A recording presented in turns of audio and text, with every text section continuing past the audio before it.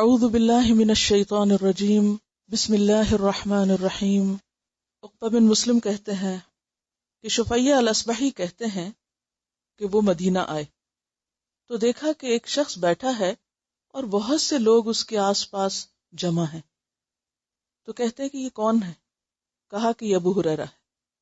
تو کہتے ہیں کہ میں بھی ان کے قریب آ گیا، یہاں تک کہ ان کے سامنے آ کے بیٹھ گیا اور وہ لوگوں سے حدیث بیان کر رہے تھے۔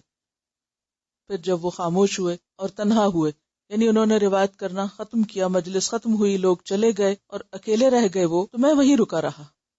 میں نے ان سے کہا کہ میں ایک حق کی وجہ سے آپ سے کچھ سوال کروں گا، کہ میں آپ سے ایک ایسی حدیث سننا چاہتا ہوں جو آپ نے رسول اللہ صلی اللہ علیہ وسلم سے خود سنی ہو، اس کو سمجھا بھی ہو اور اس کو اچھی طرح جانا بھی ہو۔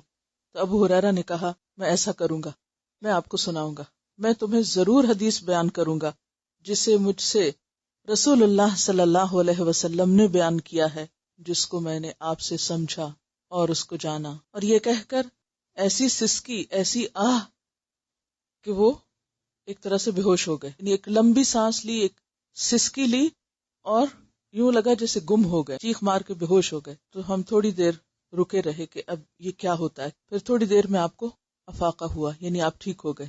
پھر بولے میں ضرور تمہیں حدیث سناؤں گا جسے مجھ سے رسول اللہ صلی اللہ علیہ وسلم نے بیان کیا ہے، جبکہ میں اور وہ اس گھر میں تھے، یعنی کوئی تیسرا نہیں تھا۔ اور یہ کہہ کر ابو ہریرہ پہ پھر وہی کیفیت طاری ہو گئی، پھر اسی طرح سسکی لی، آہ بھری اور بے ہوش ہو گئے۔ پھر افاقہ ہوا اور انہوں نے اپنے چہرے سے مسح کیا، یعنی اپنا چہرہ پوچھا، پسینہ ہوگا یا جو بھی ان کے دل کی کیفیت ان کے چہرے پر تھی اس کو صاف کیا۔ پھر فرمایا میں کروں گا، میں حدیث بیان کروں گا، ایسی حدیث کہ جسے مجھ سے رسول اللہ صلی اللہ علیہ وسلم نے بیان کیا، میں اور وہ یعنی آپ صلی اللہ علیہ وسلم تھے اس گھر میں، ہمارے ساتھ کوئی تیسرا نہ تھا۔ پھر ایک اور بار حضرت ابو ہریرہ چیخ مار کر لمبی سسکی لیتے ہوئے بے ہوش ہو گئے۔ پھر افاقہ ہوا اور اپنے چہرے کو پوچھا، پھر فرمایا میں کروں گا، میں حدیث بیان کروں گا، ایسی حدیث کہ جسے مجھ سے رسول اللہ صلی اللہ علیہ وسلم نے بیان کیا، میں اور وہ یعنی آپ صلی اللہ علیہ وسلم تھے اس گھر میں، ہمارے ساتھ کوئی تیسرا نہ تھا۔ پھر ابو ہریرہ اسی طرح بے ہوش ہوئے اور شدید قسم کے حال سے، پھر وہ جھکے گرتے ہوئے، یعنی بے ہوش ہوتے ہوتے جیسے جھکے اور یوں لگتا تھا کہ اب نیچے گر پڑیں گے، تو میں نے آپ کو تھام لیا۔ پھر افاقہ ہوا، اب وہ دل کی کیفیت کچھ ہلکی ہوئی تو فرمایا مجھ سے رسول اللہ صلی اللہ علیہ وسلم نے حدیث بیان کی۔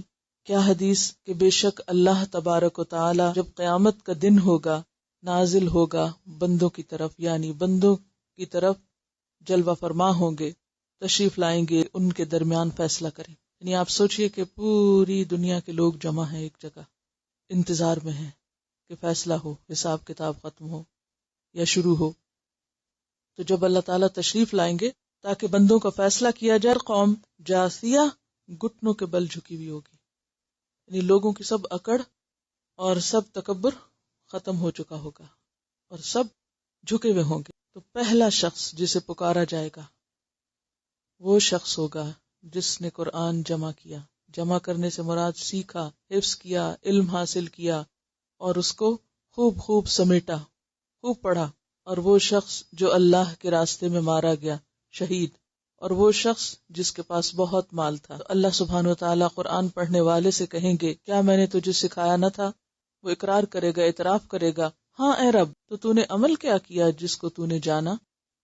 جتنا تجھے معلوم ہوا اس پر تیرا عمل کیا تھا؟ تو وہ کہے گا کہ میں اس کے ساتھ کھڑا ہوتا تھا رات کی گھڑیوں میں، یعنی تہجد بھی پڑھتا تھا اور دن کے اوقات میں بھی اس کو لے کے کھڑا ہوتا، یعنی اسے لوگوں کو سکھاتا یا خود پڑھتا۔ اللہ تعالیٰ فرمائے گا تو نے جھوٹ کہا، اور فرشتے بھی اس کو کہیں گے جھوٹ کہا، اور اللہ تبارک و تعالیٰ فرمائیں گے بلکہ تو نے تو ارادہ کیا یا چاہ کہا جائے کہ فلاں قاری ہے، بہت اچھی قرات کرتا ہے، بہت بڑا قرآن کا عالم ہے، بہت نامور اسکالر ہے، اور یہ تو کہہ دیا گیا، تمہیں دنیا میں یہ سارے ریوارڈز اور ایوارڈز مل گئے۔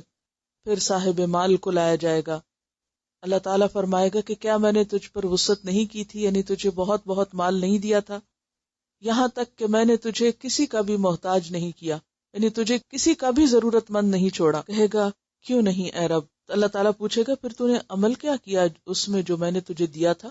کہے گا میں رشتوں کو جوڑتا تھا، یعنی رشتہ داروں پہ مال خرچ کرتا، میں صدقہ بھی کرتا۔ تو اللہ تعالیٰ اس سے فرمائے گا تو نے جھوٹ کہا، سارے فرشتے بھی کہیں گے تو نے جھوٹ کہا، اور اللہ تبارک و تعالیٰ فرمائے گا بلکہ تو نے تو چاہا کہ کہا جائے فلاں تو بہت سخی ہے، تو یہ تو کہہ دیا گیا۔ پھر لایا جائے گا وہ شخص جو اللہ کی راہ میں مارا گیا، تو اللہ تعالیٰ اس سے فرمائے گا تو کس چیز میں مارا گیا تھا؟ کہے گا اے میرے رب، مجھے تیرے راستے میں جہاد کا حکم دیا گیا تھا تو میں نے جنگ کی یہاں تک کہ میں مارا گیا۔ تو اللہ تعالیٰ اس سے فرمائے گا تو نے جھوٹ کہا، سب فرشتے بھی کہیں گے تو جھوٹا ہے، تو نے جھوٹ کہا، اور اللہ تعالیٰ فرمائے گا بلکہ تو نے تو چاہا تھا کہ کہا جائے فلاں بڑا بہادر ہے، تو یہ سب کہہ دیا گیا۔ پھر اللہ کے رسول صلی اللہ علیہ وسلم نے میرے دونوں گھٹنوں پہ ہاتھ مارا، یعنی ابو ہریرہ کے، پھر فرمایا اے ابو ہریرہ، یہ 3 لوگ ہوں گے اللہ کی مخلوق میں سے پہلے جن کے ذریعے جہنم کی آگ قیامت کے دن بھڑکائی جائے گی۔ کسی بھی کام کے کرنے سے پہلے، خواہ وہ نیکی کا بڑے سے بڑا کام ہی کیوں نہ ہو، ہمیں اپنی نیت اللہ کے لیے خالص کرنی چاہیے۔